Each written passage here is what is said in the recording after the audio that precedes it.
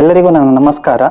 ನಾನು doctor Raghavendra Rao, general medicine ವಿಭಾಗ, ಕಸ್ತೂರ್ಬಾ ಆಸ್ಪತ್ರೆ, ಮಣಿಪಾಲ ಇಲ್ಲಿ ಅಸೋಸಿಯೇಟ್ ಪ್ರೊಫೆಸರ್ ಆಗಿ ಕಾರ್ಯವನ್ನು ನಿರ್ವಹಿಸುತ್ತಿದ್ದೆ. ಇವತ್ತಿನ ವಿಷಯ ನಿಮೋನಿಯಾ. ಇದರ ಬಗ್ಗೆ ನಾನು ಸಂಕ್ಷಿಪ್ತವಾಗಿ ನಿಮಗೆಲ್ಲರಿಗೂ ತಿಳಿಸಿಕೊಡ್ತೇನೆ. ಈ ಟಾಪಿಕನ್ನು ನಾನು ಯಾಕೆ ಆಯ್ಕೆ ಮಾಡಿದೆ ಅಂದರೆ, ಈಗ ನಿಮಗೆ ಗೊತ್ತಿದೆ, ಈಗ ಮಳೆಗಾಲ. ಈ ಟೈಮಲ್ಲಿ ಶ್ವಾಸಕೋಶ ಸಂಬಂಧಿತ ಕಾಯಿಲೆಗಳು ತುಂಬ ಜಾಸ್ತಿ, ಅದರಲ್ಲಿ ನಿಮೋನಿಯಾ ಕೂಡ ಒಂದು. ಸೊ ಹಾಗಾಗಿ ಇದರ ಬಗ್ಗೆ ನಾನು ಸ್ವಲ್ಪ ನಿಮಗೆ ತಿಳಿಸಲು ಬಯಸ್ತೇನೆ. ನಿಮೋನಿಯಾ ಅಂದರೆ ಏನು? ನಿಮೋನಿಯಾ ಅಂದರೆ ಶ್ವಾಸಕೋಶದಲ್ಲಿ ಆಗುವಂಥ ಇನ್ಫೆಕ್ಷನ್ನಿಗೆ ನಿಮೋನಿಯಾ ಅಂತ ಹೇಳ್ತೇವೆ. ಈಗ ಹೆಚ್ಚಾಗಿ ಕೆಮ್ಮು, ಶೀತ, ಜ್ವರ ಇಂಥದ್ದು ಬರ್ತದೆ, ಅದಕ್ಕೆ ನಾವು ನಿಮೋನಿಯಾ ಅನ್ಲಿಕ್ಕೆ ಆಗುದಿಲ್ಲ. ಯಾವಾಗ ಆ ಇನ್ಫೆಕ್ಷನ್ ಶ್ವಾಸಕೋಶಕ್ಕೆ ಸ್ಪ್ರೆಡ್ ಆಗುತ್ತೆ, ಯಾವಾಗ ಅಲ್ಲಿಗೆ ಶ್ವಾಸಕೋಶಕ್ಕೆ ಹೋಗ್ತದೆ, ಆಗ ಅದಕ್ಕೆ ನಾವು ನಿಮೋನಿಯಾ ಅಂತ ಹೇಳ್ತೀವಿ. ಸೊ ಇದಕ್ಕೆ ಕಾರಣಗಳೇನು? ನಿಮೋನಿಯಾಗೆ ಕಾರಣಗಳಿರುತ್ತೆ. ಹೆಚ್ಚಾಗಿ ಏನು ಅಂದರೆ, ಬೇರೆ ಬೇರೆ ಕ್ರಿಮಿಗಳಿಂದ ನಿಮೋನಿಯಾ ಆಗುವಂಥ ಸಾಧ್ಯತೆ ಇದೆ. ಸೊ ವೈರಸ್ಸಿಂದ ಇರ್ಬೋದು, ಬ್ಯಾಕ್ಟೀರಿಯಾಯಿಂದ ಇರ್ಬೋದು, ಕೆಲವೊಮ್ಮೆ TB ಅಥವಾ ಪ್ಯಾರಾಸೈಟ್ ಅಂತ ಹೇಳ್ತೀವಿ, ಅಥವಾ ಫಂಗಸ್. ಸೊ ಇದರಿಂದ, ಈ ಕ್ರಿಮಿಗಳಿಂದ ನಿಮೋನಿಯಾ ಆಗುವಂಥ ಸಾಧ್ಯತೆಗಳು ಇವೆ. ಆದರೆ ಸಾಮಾನ್ಯವಾಗಿ ನಾವು ಯಾವುದನ್ನು ಕಂಡು ಬರ್ತೀವಿ ಅಂದರೆ, ಹೆಚ್ಚಾಗಿ ವೈರಸ್ ಅಥವಾ ಬ್ಯಾಕ್ಟೀರಿಯಾದಿಂದ ಆಗುವಂಥ ನಿಮೋನಿಯಾನ ನಾವು ಜಾಸ್ತಿಯಾಗಿ ನೋಡ್ತೀವಿ. ನಿಮಗೆ ಗೊತ್ತಿರ್ಬೋದು, ಕೆಲವು ವರ್ಷಗಳ ಮುಂಚೆ ಈ ಕೋವಿಡ್ ಅನ್ನೋದಿತ್ತು. ಸೊ ಕೋವಿಡ್ ಅಂದರೆ ಒಂದು ವೈರಸ್, H1N1 ಅಂತ ನೀವು ಕೇಳಿರ್ಬೋದು, ಅದು ಕೂಡ ಒಂದು ವೈರಸ್. ಸೊ ಅದರಿಂದ ಆಗುವಂಥ ನಿಮೋನಿಯಾನ ನೀವು ನೋಡಿದ್ದೀರಿ. ಆಗ ಎಷ್ಟೋ ಜನರು ಅದರಿಂದ ಬಳಲಿದ್ದಾರೆ ಕೂಡ. ಸೊ ಅದು ಏನಂದರೆ ವೈರಸ್ಸಿಂದ ಆಗಿರುವಂಥ ನಿಮೋನಿಯಾ. ಸೊ ಬ್ಯಾಕ್ಟೀರಿಯಾ, ಹಲವಾರು ಬ್ಯಾಕ್ಟೀರಿಯಾಗಳು ಕೂಡ ಇದೆ. ಸೊ ಅದರಿಂದಲೂ ನಿಮೋನಿಯಾ ಆಗ್ಬೋದು, ಅಥವಾ TB ಇಂದಲೂ ನಿಮೋನಿಯಾ ಆಗ್ಬೋದು. ಸೊ ಫಂಗಸ್ಸು, ಪ್ಯಾರಾಸೈಟು ಇದು ತುಂಬ ನಾವು ಸಾಮಾನ್ಯವಾಗಿ ನೋಡಲ್ಲ, ಹೆಚ್ಚಾಗಿ ಅಪರೂಪ ಕಂಡು ಬರುತ್ತೆ. ಈಗ ನಾವು ಈ ನಿಮೋನಿಯಾದ ರೋಗ ಲಕ್ಷಣಗಳೇನು ಅದನ್ನು ತಿಳಿದುಕೊಳ್ಳೋಣ. ಮೊದಲನೇದಾಗಿ ಜ್ವರ, ಅತಿಯಾದ ಜ್ವರ, ಹೈ ಫೀವರ್ ಅಂತ ಹೇಳ್ತೀವಿ. ಇದು ಒಂದು ಇಂಪಾರ್ಟೆಂಟ್ ಸಿಂಪ್ಟಮ್ ಇದರಲ್ಲಿ, ನಿಮೋನಿಯಾದಲ್ಲಿ. ಹೆಚ್ಚಾಗಿ ವೈರಸ್ಸು, ಬ್ಯಾಕ್ಟೀರಿಯಾದಿಂದ ಆಗುವಂಥ ನಿಮೋನಿಯಾ, ಇದರಲ್ಲಿ ತುಂಬ ಅತಿಯಾದ ಜ್ವರ ಇರ್ತದೆ. ಈಗ TB ಇಂದ ಆಗುವಂಥ ನಿಮೋನಿಯಾದಲ್ಲಿ ಜ್ವರ ಅಷ್ಟು ಜಾಸ್ತಿ ಇರುವುದಿಲ್ಲ, ಆದರೆ ಕೆಮ್ಮು ತುಂಬ ಸಮಯ ಇರ್ಬೋದು, 3 ವಾರಕ್ಕಿಂತ ಹೆಚ್ಚಾಗಿ ಇರ್ಬೋದು. ಅಂಥವರಲ್ಲಿ ನಾವು TB ಅಂತ ನಾವು ಸಂಶಯ ವ್ಯಕ್ತಪಡಿಸ್ತೇವೆ. ಜ್ವರ ಬಿಟ್ಟು ಬೇರೆ ಲಕ್ಷಣಗಳೇನು? ಕೆಮ್ಮು. ಈಗ ವೈರಸ್ಸಿಂದ ಆಗುವಂಥ ನಿಮೋನಿಯಾದಲ್ಲಿ ಕೆಮ್ಮು ಇರ್ತದೆ, ಬಟ್ ಕಫ ಸ್ವಲ್ಪ ಕಮ್ಮಿ ಇರ್ತದೆ. ಕಫ ಏನಾದರೂ ಇದ್ರೂ ಕೂಡ ಅದರ ಬಣ್ಣ ಬಿಳಿ ಬಣ್ಣ ಇರ್ಬೋದು. ಇಂಥವರಿಗೆ, ವೈರಸ್ ಇಂದ ಆಗುವಂಥ ನಿಮೋನಿಯಾ ಇದ್ದವರಿಗೆ, ಹೆಚ್ಚಾಗಿ ನಿಮೋನಿಯಾ ಆಗುವ ಮುಂಚೆ ಕೆಮ್ಮು, ಶೀತ, ಜ್ವರ ಇಂಥ ಲಕ್ಷಣಗಳಿದ್ದು ಮತ್ತೆ ನಿಮೋನಿಯಾ ಆಗುವಂಥದ್ದು, ಇಂಥದಕ್ಕೆ ನಾವು ವೈರಸ್ ಇಂದ ಆಗುವಂಥ ನಿಮೋನಿಯಾ ಅಂತ ಹೇಳ್ತೀವಿ. ಈಗ ಬ್ಯಾಕ್ಟೀರಿಯಾದಿಂದ ಆಗುವಂಥ ನಿಮೋನಿಯಾದಲ್ಲಿ ಕಫ ಹೆಚ್ಚಾಗಿ ಹಳದಿ ಬಣ್ಣ ಅಥವಾ ಹಸಿರು ಬಣ್ಣ ಇರ್ತದೆ. ಇಂಥವರಿಗೆ ನಾವು ಬ್ಯಾಕ್ಟೀರಿಯಾದಿಂದ ಆಗಿರ್ಬೋದು ಅಂತ ನಾವು ಸಂಶಯ ವ್ಯಕ್ತಪಡಿಸ್ತೀವಿ.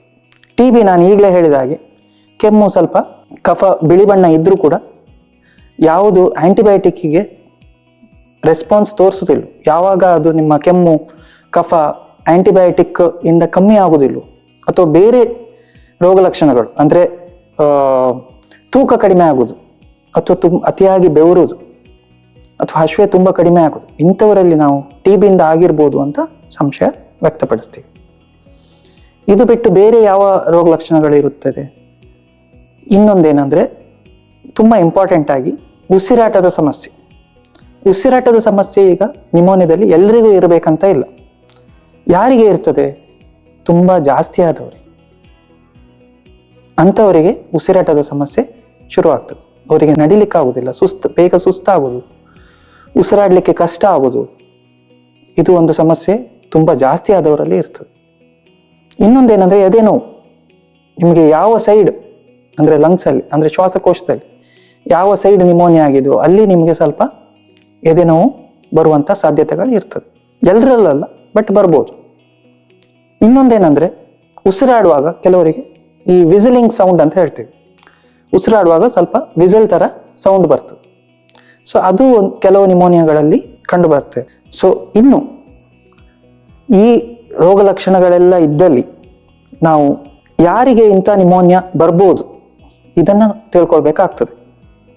ಅಂದರೆ ಈಗ ಕೆಮ್ಮು ಶೀತ ಜ್ವರ ಬಂದವರಿಗೆ ಎಲ್ರಿಗೂ ನಿಮೋನಿಯಾ ಬರಬೇಕಂತ ಇಲ್ಲ. ಆದರೆ ಯಾರಿಗೆ ಬರ್ಬೋದು? ಈಗ ಜನಸಾಮಾನ್ಯರಿಗೆ ಎಷ್ಟೋ ಜನರಿಗೆ ಬರುತ್ತೆ ಕೆಮ್ಮು ಶೀತ ಜ್ವರ, ಆದರೆ ಎಲ್ರಿಗೂ ನಿಮೋನಿಯಾ ಆಗ್ಬೇಕಂತಿಲ್ಲ. ಆದರೆ ಯಾರಿಗೆ ಆಗುವಂಥ ಸಾಧ್ಯತೆಗಳು ಜಾಸ್ತಿ ಇದೆ ಅಂದರೆ, ಒಂದಂದರೆ ಸ್ಮೋಕಿಂಗ್ ಮಾಡೋರು. ಈಗ ಯಾರು ರೆಗ್ಯುಲರ್ ಆಗಿ ಸ್ಮೋಕ್ ಮಾಡ್ತಾರೋ ಅಂಥವರಲ್ಲಿ ಶ್ವಾಸಕೋಶದಲ್ಲಿ ಸ್ವಲ್ಪ ಡ್ಯಾಮೇಜ್ ಅಂತ ಹೇಳ್ತೀವಿ, ಶ್ವಾಸನಾಳದಲ್ಲಿ ಕೆಲವು ಕೂದಲುಗಳಿರುತ್ತೆ, ಅದೆಲ್ಲ ಡ್ಯಾಮೇಜ್ ಆಗಿರ್ತದೆ. ಹಾಗಾಗಿ ಕಫ ಅಲ್ಲೇ ಇದ್ದು ನಿಮೋನಿಯಾ ಆಗುವಂಥ ಸಾಧ್ಯತೆಗಳು ಜಾಸ್ತಿ ಅಂಥವರಲ್ಲಿ. ಮತ್ತು ಇನ್ನು ಕೆಲವರಲ್ಲಿ ಇಮ್ಯುನಿಟಿ ಕಡಿಮೆ. ಯಾರಲ್ಲಿ ಅದು? ಒಂದಂದರೆ ಶುಗರ್ ಇದ್ದವರಲ್ಲಿ, ಶುಗರ್ ತುಂಬ ಜನರಿಗೆ ಇರ್ತದೆ, ಆದರೆ ಎಲ್ರಿಗೂ ನಿಮೋನಿಯಾ ಆಗ್ಬೇಕಂತಿಲ್ಲ. ಯಾರಿಗೆ ಆಗೋದಂದರೆ ಯಾರಿಗೆ ಶುಗರ್ ಕಂಟ್ರೋಲ್ ಇಲ್ಲ ಅಂಥವ್ರಿಗೆ, ಯಾರ ಶುಗರ್ ಕಂಟ್ರೋಲಲ್ಲಿ ಇರೋದಿಲ್ವೋ ಅಂಥವರಿಗೆ ನಿಮೋನಿಯಾ ಜಾಸ್ತಿ. ಇವನ್ ಕೋವಿಡ್ ಸಮಯದಲ್ಲೂ ನೀವು ನೋಡಿರ್ಬೋದು, ಯಾರ ಶುಗರ್ ಕಂಟ್ರೋಲ್ ಇರಲಿಲ್ವೋ ಅಂಥವರಿಗೆ ನಿಮೋನಿಯಾ ಆಗಿ ತುಂಬ ಕಷ್ಟಪಟ್ಟಿದ್ದಾರೆ ಆ ಟೈಮಲ್ಲಿ. ಸೊ ಅದೊಂದು ತುಂಬ ಇಂಪಾರ್ಟೆಂಟ್. ಇದು ಶುಗರ್ ಕಂಟ್ರೋಲ್ ಇಟ್ಕೊಳ್ಳೋದು ತುಂಬ ಇಂಪಾರ್ಟೆಂಟ್ ಶ್ವಾಸ ಸಂಬಂಧಿತ ಕಾಯಿಲೆ ಇದ್ದವರಲ್ಲಿ. ಸೊ ಇನ್ನೊಂದೇನೆಂದರೆ, ಈ ಇಮ್ಯುನಿಟಿ ಕಡಿಮೆ ಮಾಡುವಂಥ ಬೇರೆ ಡ್ರಗ್ಸ್ ಅಂದರೆ ಕಾರ್ಟಿಕೋಸ್ಟಿರಾಯ್ಡ್ ಅಂತ ಹೇಳಿ, ಅಂದರೆ ಸ್ಟಿರಾಯ್ಡ್. ಕೆಲವರಲ್ಲಿ ಸ್ಟಿರಾಯ್ಡ್ ಬಳಕೆ ಇರುತ್ತದೆ, ಕೆಲವು ಕಾರಣಗಳಿಗೆ ಸ್ಟಿರಾಯ್ಡ್ ಬಳಕೆ ಆಗ್ಬೋದು. ಅಂಥವರಲ್ಲಿ ಸ್ವಲ್ಪ ನಿಮೋನಿಯಾ ಆಗುವಂಥ ಸಾಧ್ಯತೆಗಳು ಇರ್ತದೆ. ಅಥವಾ HIV ಇಂಥ ಕಾಯಿಲೆಗಳು, ಬೇರೆ ಸೋಂಕುಗಳಿದ್ದಾಗ ಇಂಥವರಿಗೆ ನಿಮೋನಿಯಾ ಆಗುವಂಥ ಸಾಧ್ಯತೆಗಳು ಜಾಸ್ತಿ. ಇನ್ನೊಂದೇನೆಂದರೆ, ನಾವು ಸಾಮಾನ್ಯವಾಗಿ ಕಂಡುಬರೋದು, ಯಾರಿಗೆ ಶ್ವಾಸ ಸಂಬಂಧಿತ ಕಾಯಿಲೆ ಆಲ್ರೆಡಿ ಇದೆ, ಅಂದರೆ ಈಗ ಅಸ್ತಮಾ ಇರ್ಬೋದು ಕೆಲವರಿಗೆ, ಸಣ್ಣ ವಯಸ್ಸಿಂದ ಕೆಲವರಿಗೆ ಅಸ್ತಮಾ ಇರ್ತದೆ, ಅಥವಾ ಕೆಲವರಿಗೆ ಯಾರಿಗಾದರೂ TB ಆಗಿರ್ಬೋದು ಮೊದಲು, ಅಂಥವರಿಗೆ ಈ ನಿಮೋನಿಯಾ ಬರುವಂಥ ಚಾನ್ಸಸ್ ಸ್ವಲ್ಪ ಜಾಸ್ತಿ. ಅಂದರೆ ಅವರಿಗೆ ಆಲ್ರೆಡಿ ಶ್ವಾಸಕೋಶ ತೊಂದರೆ ಇದೆ, ಅಂಥವರಿಗೆ ಬೇಗ ನಿಮೋನಿಯಾ ಅಟ್ಯಾಕ್ ಅಂತ ಹೇಳ್ತೀವಿ, ಅಂಥದ್ದು ಆಗುವಂಥ ಸಾಧ್ಯತೆ ಜಾಸ್ತಿ ಇಂಥವ್ರಲ್ಲಿ. ಸೊ ಇನ್ನು ಈಗ ರೋಗ ಲಕ್ಷಣಗಳು ಗೊತ್ತಿದೆ. ಈ ರೋಗ ಲಕ್ಷಣಗಳು ಇಟ್ಕೊಂಡು ನೀವು ಡಾಕ್ಟರ್ ಹತ್ರ ಹೋಗ್ತೀರಿ. ಸೊ ಆಗ ಡಾಕ್ಟರ್ ಏನು ಮಾಡ್ತಾರೆ, ನಿಮೋನಿಯಾನ ಸಂಶಯ ವ್ಯಕ್ತಪಡಿಸಿದ್ರು ಕೂಡ ಅದನ್ನು ಡಯಾಗ್ನೋಸ್ ಮಾಡಬೇಕು, ಅದನ್ನು ಕಂಡುಹಿಡಿಬೇಕು. ನಿಮೋನಿಯಾ ಅಂತ ನಾವು ಅದನ್ನು ಪ್ರೂವ್ ಮಾಡಬೇಕು. ಸೊ ಹೇಗೆ ಪ್ರೂವ್ ಮಾಡೋದು? ಸೊ ಏನು ಮಾಡ್ತಾರೆ ಡಾಕ್ಟ್ರು ಹೆಚ್ಚಾಗಿ ಅಂದರೆ, ಮೊದಲು ಬ್ಲಡ್ ಟೆಸ್ಟ್. ಸೊ ಬ್ಲಡ್ ಟೆಸ್ಟಲ್ಲಿ ನಾವು ಏನು ನೋಡ್ತೀವಿ ಅಂದರೆ, ಒಂದು ಟೋಟಲ್ WBC ಕೌಂಟ್ ಅಂತ, ಲ್ಯೂಕೋಸೈಟ್ ಕೌಂಟ್ ಅಂತ ಹೇಳ್ತೀವಿ. ಸೊ ಅದು ಏನಾದರೂ ಜಾಸ್ತಿ ಇದ್ದರೆ ಅಂಥವರಲ್ಲಿ ಮೋಸ್ಟ್ಲಿ ಬ್ಯಾಕ್ಟೀರಿಯಾದಿಂದ ಆಗಿರ್ಬೋದು ಅಂತ ನಾವು ಸಂಶಯ ವ್ಯಕ್ತಪಡಿಸ್ತೀವಿ. ಅದೇನಾದರೂ ನಾರ್ಮಲ್ ಅಥವಾ ಕಮ್ಮಿ ಇದ್ದರೆ ವೈರಸ್ಸಿಂದ ಆಗಿರ್ಬೋದು ಅಂತ ನಾವು ಸಂಶಯ ಪಡ್ತೀವಿ. ಅದೊಂದು. ಇನ್ನು ನೆಕ್ಸ್ಟ್ ಏನು ಮಾಡ್ತಾರೆ ನಿಮಗೆ ಗೊತ್ತಿದೆ, ಏನಂದರೆ ಎದೆ ಭಾಗದ ಎಕ್ಸ್ರೇ, ಚೆಸ್ಟ್ ಎಕ್ಸ್ರೇ ಅಂತ ಹೇಳ್ತೀವಿ ನಾವು. ಎದೆ ಭಾಗದ ಎಕ್ಸ್ರೇ ಮಾಡಿ ಅಲ್ಲಿ ಏನಾದರೂ ಎಕ್ಸ್ರೇಲಿ ಕಫ ಏನಾದರೂ ಕಂಡು ಬಂದಿದೆಯಾ ಅದನ್ನು ನಾವು ನೋಡ್ತೀವಿ. ಕಫ ಇದ್ದರೆ ಅದನ್ನು ನಿಮೋನಿಯಾ ಅಂತ ನಾವು ಡಯಾಗ್ನೋಸಿಸ್ ಮಾಡಿ ಟ್ರೀಟ್ಮೆಂಟನ್ನು ಶುರು ಮಾಡಬೇಕಾಗ್ತದೆ. ಇನ್ನು ಕೆಲವರಲ್ಲಿ ನಿಮೋನಿಯಾ ಅನ್ನು ನಾವು ಸಂಶಯ ಪಟ್ಟರೂ ಕೂಡ ಎಕ್ಸ್ರೇಯಲ್ಲಿ ಅಷ್ಟು ಕಾಣದಿದ್ದಾಗ ನಾವೇನು ಮಾಡಬೇಕಾಗ್ತದೆ ಅಂದರೆ CT ಸ್ಕ್ಯಾನನ್ನು ಮಾಡಬೇಕಾಗ್ತದೆ. CT ಸ್ಕ್ಯಾನನ್ನು ಎಲ್ಲ ನಿಮೋನಿಯಾದಲ್ಲೂ ನಾವು ಮಾಡಲ್ಲ. ಸ್ಪೆಷಲ್ ಸಿಚುವೇಶನ್ ಅಂದರೆ ನಿಮೋನಿಯಾ ಇರ್ಬೋದು ಅಂತ ನಾವು ಸಂಶಯ ವ್ಯಕ್ತಪಡಿಸಿ ಆದರೂ ಎಕ್ಸ್ರೇಯಲ್ಲಿ ಅದು ಕಾಣದಿದ್ದಾಗ, ಅಥವಾ ಕೆಲವರಿಗೆ ಪದೇ ನಿಮೋನಿಯಾ ಆಗ್ತಾ ಇರ್ಬೋದು, ಪದೇ ಅಟ್ಯಾಕ್ ಆಗ್ತಾ ಇರ್ಬೋದು ನಿಮೋನಿಯಾ, ಅಂಥವರಿಗೆ ನಾವು CT ಸ್ಕ್ಯಾನನ್ನು ಮಾಡಬೇಕಾಗ್ತದೆ. ಇಲ್ಲದಿದ್ದರೆ ಅದರ ಅಗತ್ಯ ಇಲ್ಲ. ಬರೀ ಶ್ವಾಸಕೋಶದ ಒಂದು ಎಕ್ಸ್ರೇ ಮಾಡಿದರೆ ಅದೇ ಸಾಕಾಗ್ತದೆ. ಮುಂದೆ ಏನು ಮಾಡ್ತೀವಿ, ಇಷ್ಟಕ್ಕೆ ಸಾಕು ನಿಮೋನಿಯಾ ಅಂತ ನಾವು ಕಂಡುಹಿಡ್ತೀವಿ, ಅಷ್ಟೇ ಸಾಕಾಗೋದಿಲ್ಲ. ಇನ್ನೂ ಏನು ಮಾಡಬೇಕಾಗ್ತದೆ, ಕಫದ ಪರೀಕ್ಷೆ. ಅದು ತುಂಬ ಇಂಪಾರ್ಟೆಂಟ್ ಆಗ್ತದೆ ಇದರಲ್ಲಿ. ಯಾಕಂದರೆ ಈಗ ನಾವು ಒಂದು ಪೇಷಂಟಿಗೆ ಈಗ ನಿಮೋನಿಯಾ ಅಂತ ಆದ ಕೂಡಲೇ ನಾವು ಆ್ಯಂಟಿಬಯೋಟಿಕನ್ನು ಶುರು ಮಾಡ್ತೀವಿ. ಆದರೆ ಏನಾಗ್ತದೆ ಅಂದರೆ ಕಫದಲ್ಲಿ ಯಾವ ಕ್ರಿಮಿ ಇದೆ ಅಂತ ನಾವು ಕಂಡುಹಿಡಿಬೇಕಾಗ್ತದೆ. ಸೊ ಹಾಗಾಗಿ ಕಫದ ಪರೀಕ್ಷೆ ತುಂಬ ಇಂಪಾರ್ಟೆಂಟ್ ಆಗ್ತದೆ. ಆ ರಿಪೋರ್ಟ್ ಬರೋದು 2 ದಿನ ಆಗ್ಬೋದು, ಆದರೂ ನಾವು ಆ್ಯಂಟಿಬಯೋಟಿಕನ್ನು ಶುರು ಮಾಡಿರ್ತೀವಿ. ರಿಪೋರ್ಟ್ ಬಂದ ಮೇಲೆ ಏನಾದರೂ ನಮ್ಮ ಆ್ಯಂಟಿಬಯೋಟಿಕನ್ನು ವ್ಯತ್ಯಾಸ ಮಾಡೋದಾಗಲಿ, ಅದನ್ನು ನಾವು ರಿಪೋರ್ಟ್ ಬಂದ ಮೇಲೆ ನಾವು ಆ ಡಿಸಿಷನನ್ನು ತಗೊಳ್ತೀವಿ. ನಾವು ಸಂಶಯಪಟ್ಟ ಕ್ರಿಮಿಯೇ ಬಂದಿದ್ದಲ್ಲಿ ಅದೇ ಆ್ಯಂಟಿಬಯೋಟಿಕನ್ನು ನಾವು ಮುಂದುವರಿಸ್ತೀವಿ ಟ್ರೀಟ್ಮೆಂಟ್ ಆಗಿ. ಸೊ ಈ ಟೆಸ್ಟ್ಗಳನ್ನು ನಾವು ನಿಮೋನಿಯಾದಲ್ಲಿ ಮಾಡ್ತೀವಿ ಹೆಚ್ಚಾಗಿ. ಸೊ ಇನ್ನು ಮುಂದೇನು, ಈಗ ನೀವು ನನ್ನ ಹತ್ರ ಬಂದಿದ್ದೀರ, ನಾನು ಡಾಕ್ಟ್ರು, ನೀವು ಯಾರು ಪೇಷಂಟ್ ಬಂದಿದ್ದಾರೆ, ಅವರಿಗೆ ನಿಮೋನಿಯಾ ಅಂತ ಈಗ ಗೊತ್ತಾಗಿದೆ, ಎಲ್ಲ ಟೆಸ್ಟ್ ಮಾಡಿದ್ದೀವಿ, ನಿಮೋನಿಯಾ ಅಂತ ಕನ್ಫರ್ಮ್ ಆಗಿದೆ. ಸೊ ನಾನು ನಿಮಗೆ ನಿಮೋನಿಯಾ ಆಗಿದೆ ಅಂತ ನಾನು ಹೇಳ್ತೀನಿ. ಆದರೆ ಅದರಿಂದ ಭಯ ಪಡುವಂಥ ಅಗತ್ಯ ಏನೂ ಇಲ್ಲ. ನಿಮೋನಿಯಾ ಅಂದರೆ ಒಂದು ದೊಡ್ಡ ಕಾಯಿಲೆ ಏನೂ ಅಲ್ಲ. ಅದು ಈಸಿಯಾಗಿ ಟ್ರೀಟ್ ಮಾಡುವಂಥ, ಬೇಗ ಗುಣಮುಖ ಆಗುವಂಥ ಒಂದು ಕಾಯಿಲೆ ಅದು. 7ರಿಂದ 10 ದಿನ ಮ್ಯಾಕ್ಸಿಮಮ್ ಆಂಟಿಬಯೋಟಿಕ್ ಕೊಟ್ಟರೆ ನೀವು ಕಂಪ್ಲೀಟ್ ಆಗಿ ಗುಣಮುಖರಾಗ್ಬೋದು ಈ ಕಾಯಿಲೆಯಿಂದ. ಸೊ ನೀವು ಕೇಳ್ಬೋದು ನನಗೆ, ನಿಮೋನಿಯಾ ಅಂತ ಆದ ಕೂಡಲೇ ಅಡ್ಮಿಟ್ ಆಗಬೇಕಾ ಅಥವಾ ನಾನು ಮನೆಯಲ್ಲೇ ಟ್ರೀಟ್ಮೆಂಟ್ ಮಾಡ್ಬೋದಾ, ನೀವೇನಾದರೂ ಟ್ಯಾಬ್ಲೆಟ್ ಕೊಡ್ಬೋದಾ ಅಂತ. ಅದಕ್ಕೆ ನಮಗೆ ಕೆಲವು ಕ್ರೈಟೀರಿಯಾ ಅಂತ ಹೇಳ್ತೀವಿ.